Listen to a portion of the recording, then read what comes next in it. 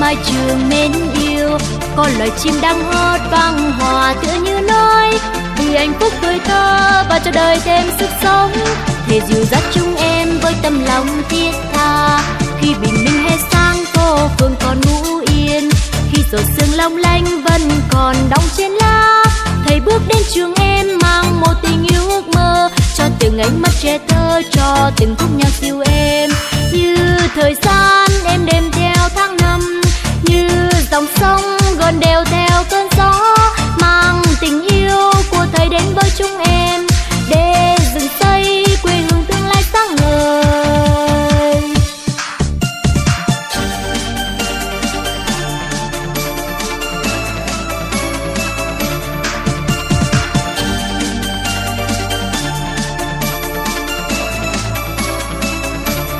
Ơi hàng cây xanh thắm dưới mái trường mến yêu, có loài chim đang hót vang hòa tựa như nói vì hạnh phúc tuổi thơ và cho đời thêm sức sống. Thề dìu dắt chúng em với tâm lòng thiết tha, khi bình minh hè sang phố phường còn ngủ yên, khi giọt sương long lanh vẫn còn đong trên lá. Thầy bước đến trường em mang một tình yêu ước mơ, cho từng ánh mắt trẻ thơ, cho từng khúc nhạc dịu êm. Như thời gian em đêm theo tháng năm, như dòng sông gần đều theo cơn gió, mang tình yêu của thầy đến với chúng em để dựng xây quê hương tương lai sáng ngời. Như thời gian em đêm theo tháng năm, như dòng sông gần đều theo cơn gió, mang tình yêu của thầy đến với chúng em để dựng xây quê hương tương lai sáng ngời.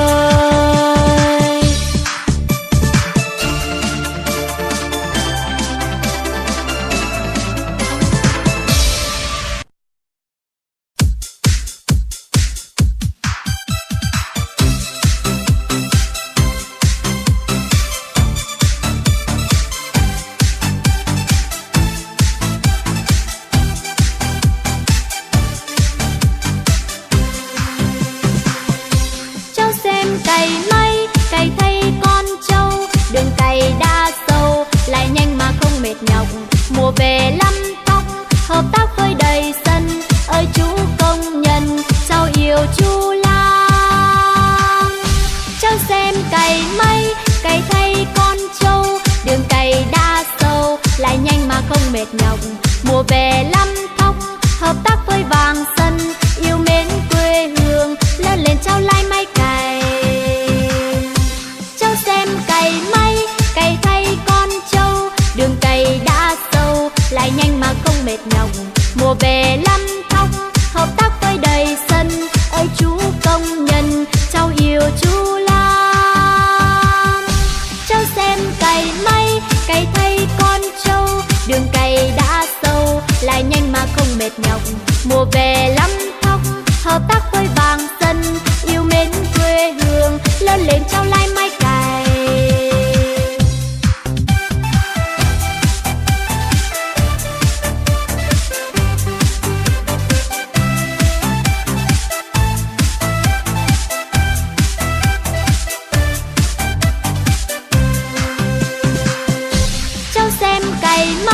Cày thay con trâu, đường cày đã sâu lại nhanh mà không mệt nhọc.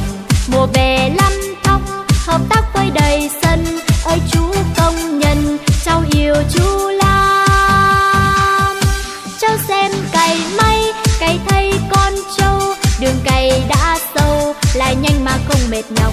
Mùa về lăm tóc hợp tác với vàng sân, yêu mến quê hương lớn lên cháu lai máy cày. Yêu mến quê hương lớn lên cháu lai máy cày.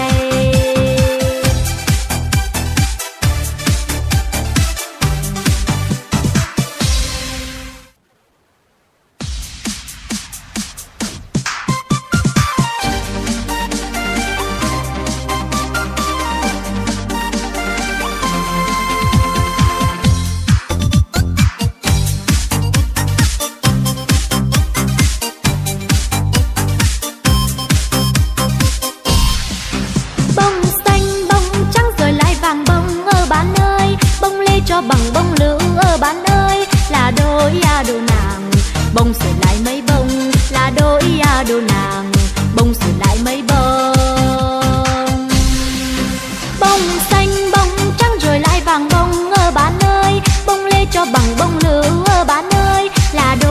đồ nàng, bông sửa lại mấy bông là đôi đồ nàng, bông sửa lại mấy bông. Bông xanh bông trắng rồi lại vàng bông bạn ơi, bông lê cho bằng bông lưỡng bạn ơi, là đôi đồ nàng, bông sửa lại mấy bông là đôi đồ nàng, bông sửa lại mấy bông. Bông xanh bông trắng rồi lại vàng bông bạn ơi, bông lê cho bằng bông lưỡng bạn ơi, là đôi đồ nàng, bông sửa lại mấy bông là đôi đồ nàng, bông sửa lại mấy bông.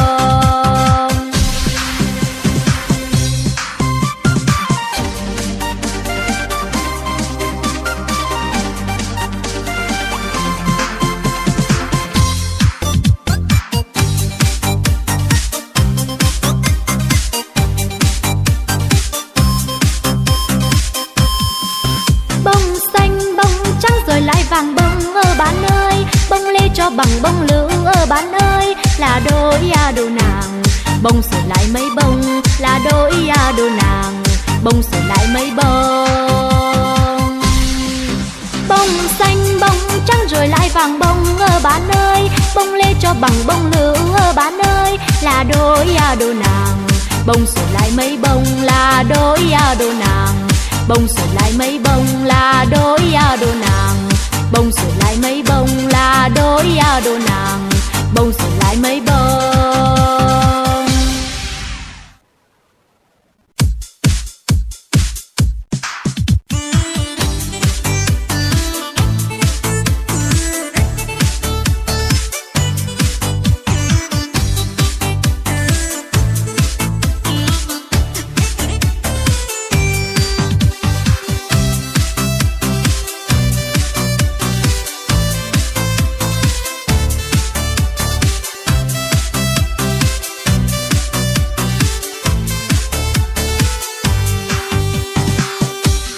Trên cành cây chim hót mời em chơi giữa vườn xuân, bao bản thân lấp lo gọi em tung tăng sân nhà. Đá bóng với đá cầu nhảy dây bắn bi trốn tìm, ôi hấp dẫn tuyệt vời nhưng mà em không dám đâu, không dám đâu, em còn phải học bài, không dám đâu, em còn phải làm bài. Sao có ghê, mai mình hãy ôn bài, không dám đâu, không dám đâu. Trên cành cao chim hót mời em chơi giữa vườn xuân, bao bản thân lấp lo gọi em tung tăng sân nhà.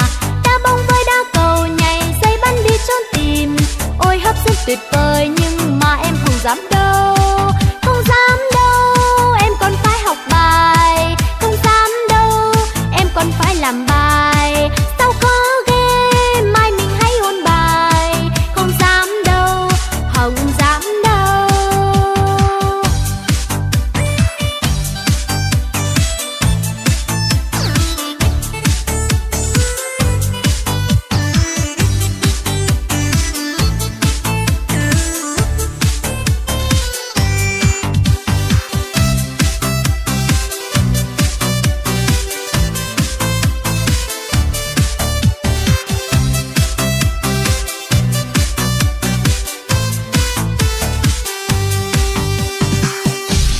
Trên cành cây chim hót mời em chơi giữa vườn xuân, bao bản thân lấp lo gọi em tung tăng sân nhà. Đá bóng với đá cầu nhảy dây bắn đi trốn tìm, ôi hấp dẫn tuyệt vời nhưng mà em không dám đâu, không dám đâu, em còn phải học bài, không dám đâu, em còn phải làm bài. Sao có ghê, mai mình hãy ôn bài, không dám đâu, không dám đâu, không dám đâu, em còn phải học bài, không dám đâu, em còn phải làm bài. Sao có ghê, mai mình hãy ôn bài, không dám đâu, không dám đâu.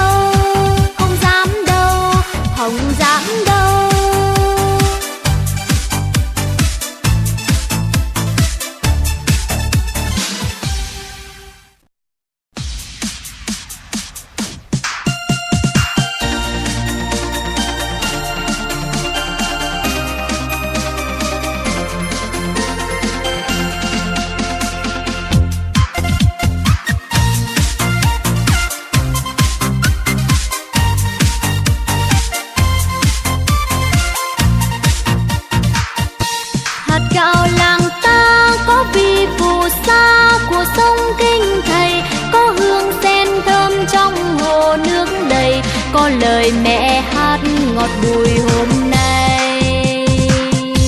Hạt gạo làng ta có bao tháng 7, có mưa tháng 3, giọt mồ hôi rơi những trưa tháng sau, nước như ai nấu trên cá cờ, cua ngoi lên bờ mẹ em xuống cây. Hạt gạo làng ta những năm bom mỹ trú trên mái nhà, những năm cây súng theo người đi xa, những năm bom đạn vàng như lúa đồng, bát cơm mùa gặt thơm hào giao thơm. Hạt gạo làng ta có công các bạn, sớm nào trong hạn vực mé miệng gầu, trưa nào bắt sâu lúa cao sát mặt, chiều nào gánh phân quang trần quét đất. Hạt gạo làng ta gửi xa tiền tuyến, gửi về phương xa, em vui em hát hạt vàng làng ta, em vui em hát hạt vàng làng ta.